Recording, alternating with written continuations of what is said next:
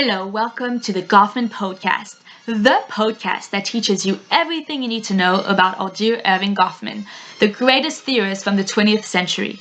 Today, we will analyze one of his many incredible theories, which, sadly, still resonates in 2019. Sadly? Why, you may wonder?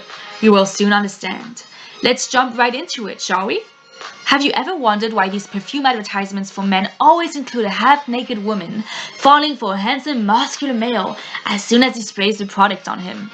Why is it systematically a mother in her house who is portrayed to promote a new vacuum cleaner? Do you feel like these advertising methods have an impact on your perception of gender? If not, maybe it's time for you to wake up. As early or late as in 1978, Erving Goffman was already touching the subject, theorizing what he called gender advertisements. The way brands advertise their products is by putting forward extreme versions of what a man and a woman are expected to be in the sexist world that is ours. Yes, sexist, I named it.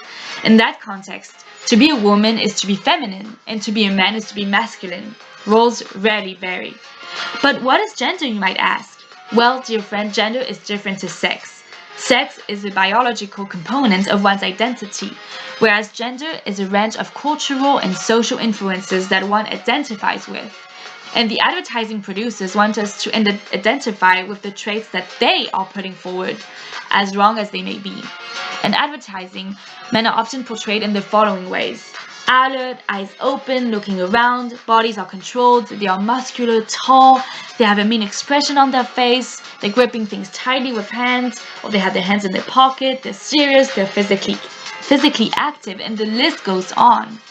Women, on the other hand, are shown as touching themselves or caressing an object, lying on the floor or sitting on a bed or a chair. They have their eyes closed, they look confused, vulnerable, their body is naked or they're dressed like a child. They're holding an object or meant for support. They're sexy and sexually available, seductive, etc. You don't agree?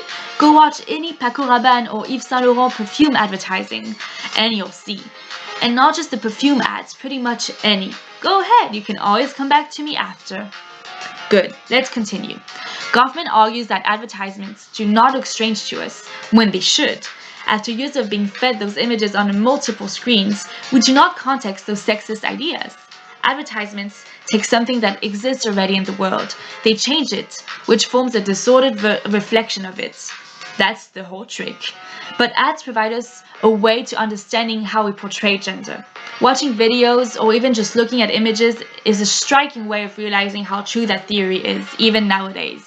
Keeping those points in mind while watching TV can be a wonderful exercise to deconstruct those ideas and attitudes towards sexes. That is why I strongly suggest learning more about Goffman's gender advertisements after this podcast. My lines might be great, but nothing can beat a book by the good old Erving himself.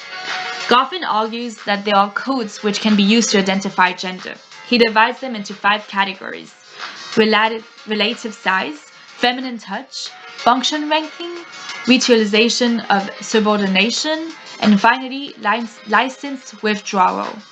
But what do these categories mean? What do they include?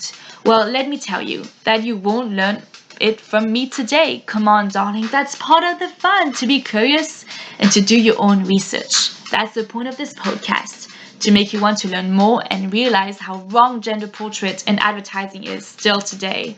All I can say is that by doing my own research, I'm astonished by some ad posters that were made in the 70s in his time. If I were you, I'd go check it out. Unbelievable. It's time for both women and men to break free from those preconceived feminine and masculine roles that are forced onto them, and to choose how to project their own definition of their gender, whatever that gender is.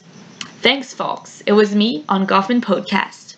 I'll be back next Sunday with another set of wise words. Thank you.